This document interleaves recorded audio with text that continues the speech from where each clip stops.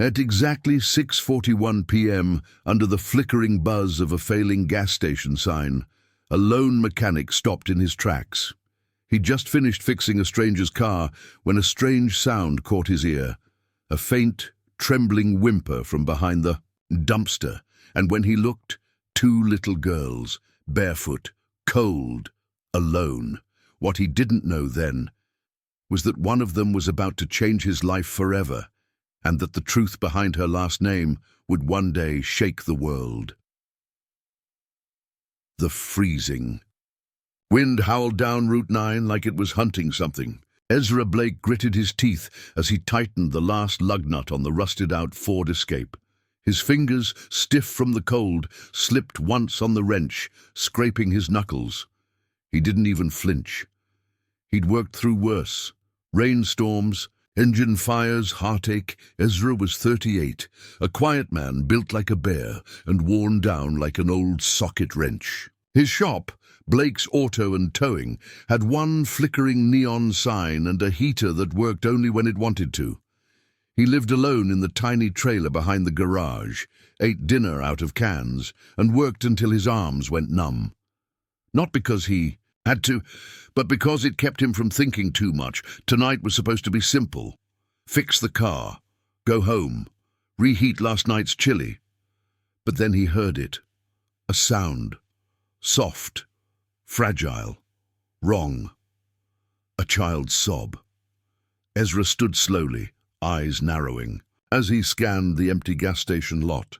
No cars, no people, just wind and snow and shadows. Then again, there it was. A faint cry. From behind the dumpster. He walked forward slowly, steps cautious, boots crunching on the frosted ground. When he rounded the corner of the metal bin, what he saw made his breath catch. Two little girls, curled up behind a wooden pallet like feral kittens. They couldn't have been older than 6. Identical down to the tangled brown hair and pale, dirt-smeared cheeks. One of them had a bruised eye. The other cradled her bare feet like they were broken. They looked up at him with matching eyes, wide, scared, and already too familiar with pain. Ezra knelt without speaking. "Hey there," he said softly, voice low and steady like a man taming a wild horse. "You two all right?" No answer, just wide eyes and silent trembling. "I'm not going to hurt you," he added. "My name's Ezra. I work here." The smaller of the two girls finally spoke. Her voice was barely louder than the wind. "Please, don't call anyone." Ezra's heart twisted in his chest. He pulled off his jacket without thinking and wrapped it around both of them. "I won't, I promise, but you can't stay out here." The older twin clutched her sister tightly. "We ain't got nowhere." Ezra swallowed the lump rising in his throat. He didn't have much. No wife, no kids. Just oil-stained jeans and a half-empty trailer. But in that moment he knew. "I got somewhere," he said, his voice more gravel than words. "It ain't much, but it's warm, and it's safe." They stared at him like he'd just offered, and them the moon. Ezra's trailer sat behind the shop, barely visible through the snow. It was nothing fancy. A dented airstream with a patched-up roof and a porch light that flickered like it had a heartbeat. But to the girls, it looked like heaven. He carried them inside, wrapped in his coat, each child tucked under one arm like precious cargo. The warmth hit them like a wave, and the smell of motor oil and canned soup lingered in the air. The older girl didn't speak much. She watched Ezra carefully, like every movement might be a trick. The younger one, though still shaken, seemed to sense he was different. She reached for a warm cup of milk with trembling hands. Ezra noticed the dirt under their nails, the bruises on their skin, the haunted looks in their eyes, and he didn't ask why. "Not yet. I'm gonna make y'all something to eat," Ezra said, setting a pot on the tiny stove. "Nothing fancy. Hope you like grilled cheese." The little one nodded shyly. "I like any cheese." That made Ezra chuckle for the first time in days. "Well then, we're in business." While the sandwiches sizzled, he placed 2 old blankets, on the couch and started up his space heater. He even pulled out his spare toolbox so they could use it as a dinner table. He finally asked gently, "What are your names?" The girls exchanged a glance. The older one finally replied, "I'm Callie. That's my sister Riley." "Nice to meet you, Callie." "Riley." He handed them each a plate. "You got someone looking for you? Parents?" Callie looked away. Riley shook her head. "No." Ezra's chest tightened. He had no idea where they came from, who hurt them, or why they were alone in the snow behind a dumpster. But something in his gut said they'd been on the run for a while, and that whoever let them end up like this didn't deserve them back.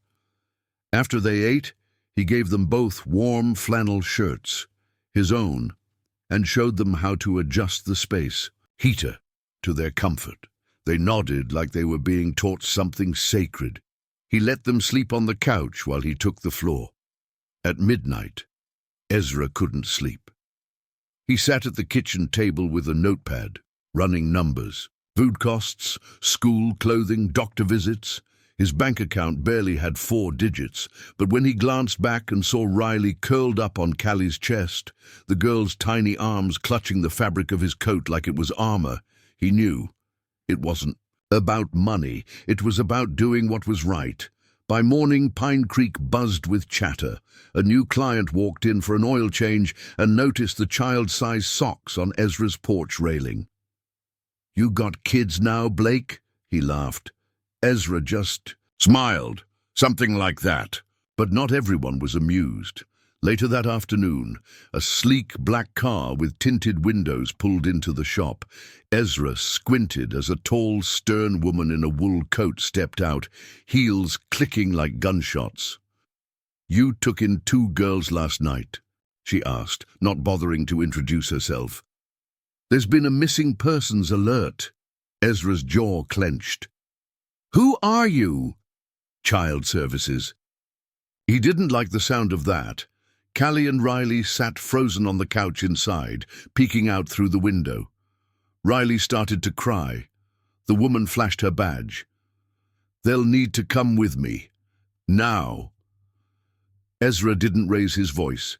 He didn't curse or panic, but something cold and dangerous settled in his eyes. "They just got warm," he said quietly. "They just started to feel safe. So if you're taking them, you better have somewhere better lined up. Because I swear, lady, if you drop those girls into a system that forgets them, I will raise hell you've never seen." She stared at him, and then, surprisingly, she relented. "I'm not here to break families, Mr. Blake. I'm here to make sure they're safe." She looked at the girls again. "And maybe they are." The next few weeks turned Ezra's world upside down. Suddenly, his mornings weren't about grease and gaskets.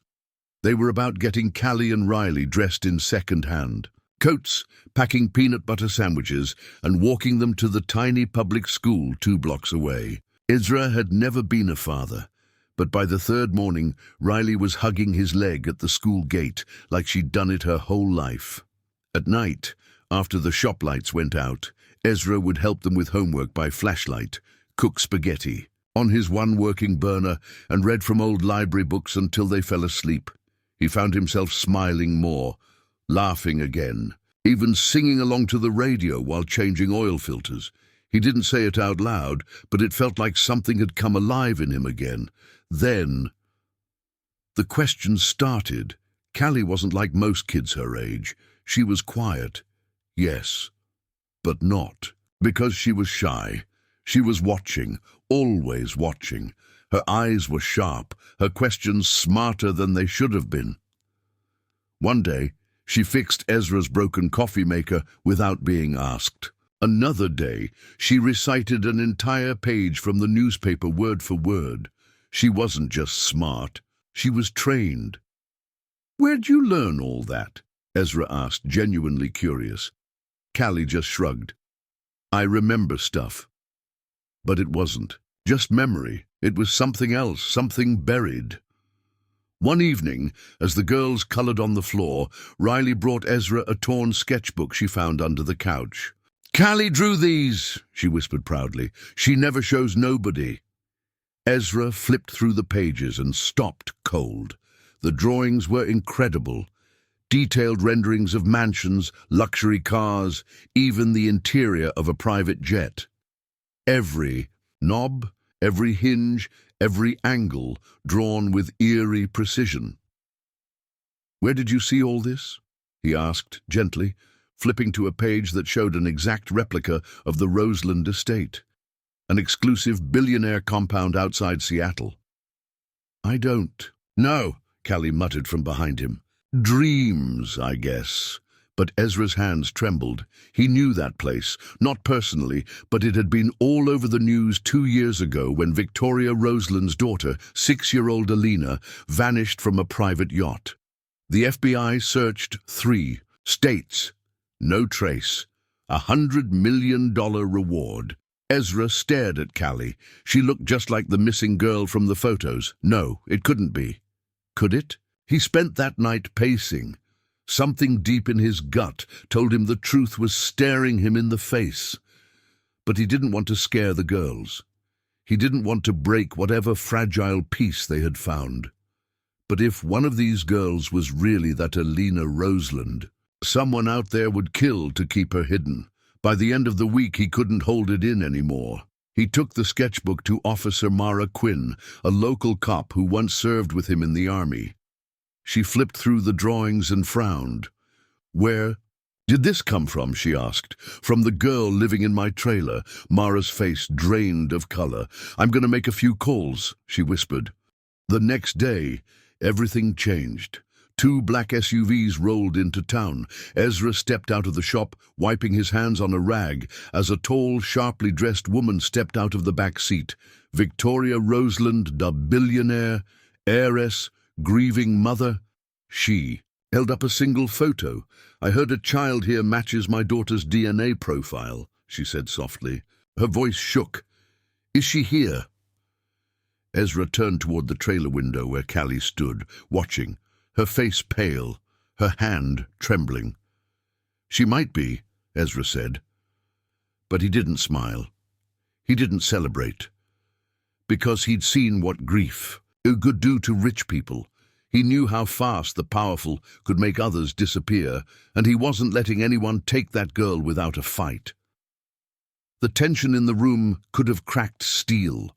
Ezra stood protectively at the center of his small living room, flanked by Callie and Riley, both clutching his flannel sleeves. Across from them, Victoria Roseland, every inch the billionaire matriarch in her tailored grey coat and diamond-studded watch, tried to hold her composure. Her eyes were fixed on Callie. They were already watering. "I've seen that face in my dreams for 2 years," she whispered, barely breathing. That's my daughter." Ezra didn't blink. Maybe not, but she's not a piece of property to claim. You don't just show up with money and take her." Mara Quinn stepped between them, clipboard in hand. "Let's be clear.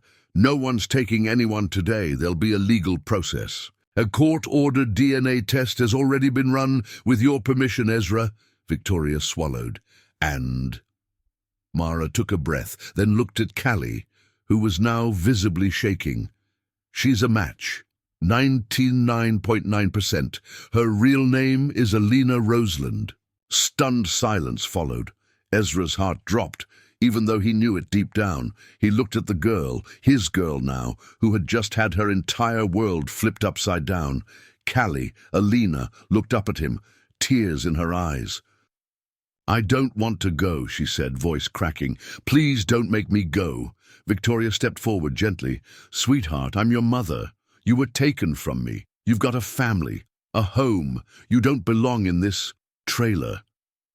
Ezra bristled. "I belong with Riley," Callie snapped, more fiercely than anyone expected. "She's my sister." Victoria's expression faltered. "That's not biologically," Ezra cut in. "Don't finish that sentence." He stepped between them. "You may be her birth mother, but I've been her father when no one else was. I cleaned her cuts. I held her when she cried at night. I taught her how to use a wrench, how to feel safe in the dark." Victoria's eyes narrowed, defensive. You mean you kept her from me? I didn't even know who she was, Ezra said sharply. And even if I had, I'd still have done what I did, because she needed love, not money. For a long time, no one spoke. Then, in the quiet, Callie pulled something from under her sleeve, her old sketchbook. She handed it to Victoria. I remembered everything in pieces, she said. I didn't know why, but I never stopped thinking about a big house with windows taller than trees. I didn't know it was real. Victoria opened the sketchbook and gasped. Each page, a memory, their mansion, their family dog, her late husband's wristwatch, details only her daughter could know. Tears spilled freely now. I thought you were dead, she whispered.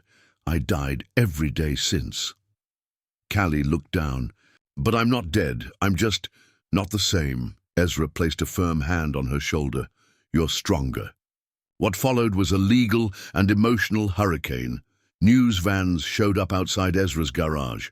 People who'd ignored his business for years suddenly flooded his voicemail with interviews, judgment, and praise. Victoria offered him a blank check. He refused it. Twice, a custody hearing was scheduled, but it wasn't a battle over who had more money. It became a battle over who had more heart. Riley was the complication, not a Roseland by blood, but family by love.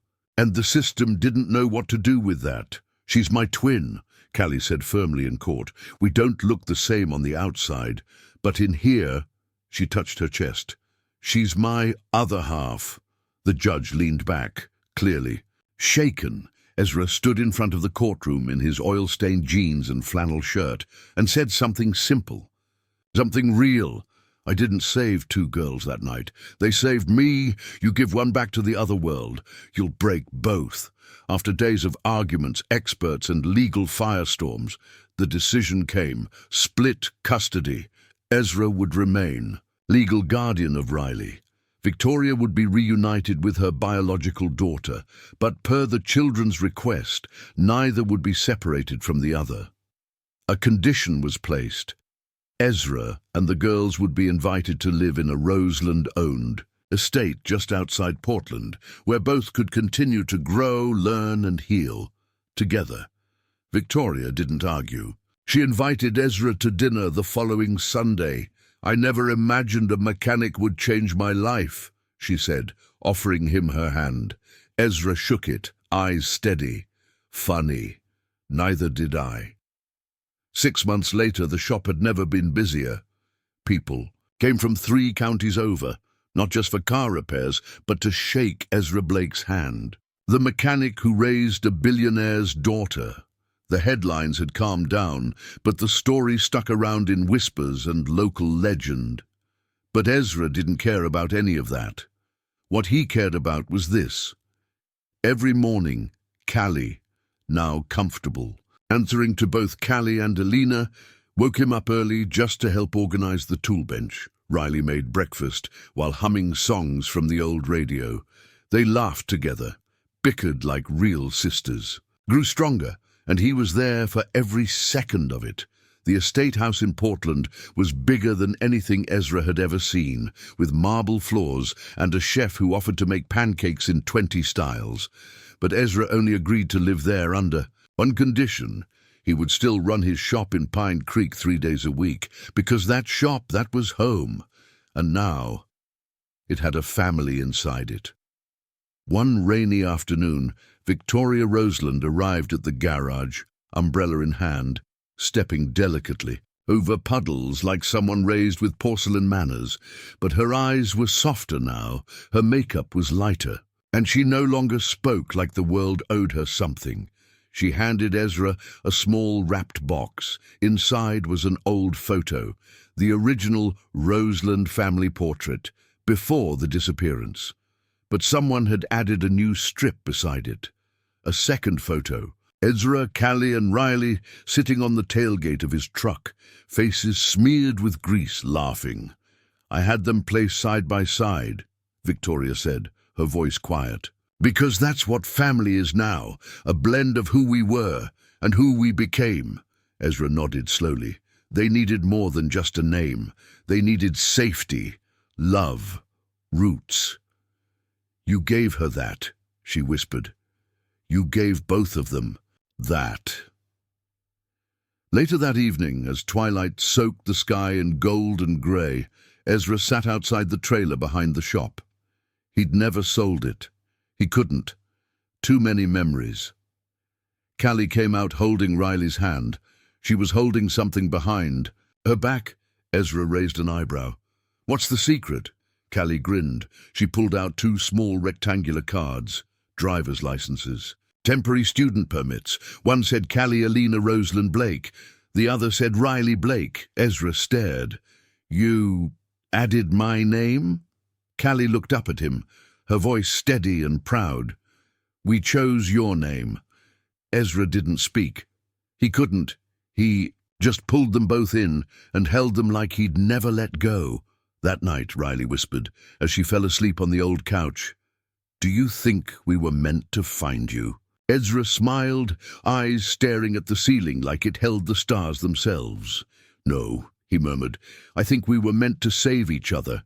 And so, the man with nothing gave everything, and the twins, with no one, finally had someone who never let go, not because they were blood, but because he chose them, and they chose him back.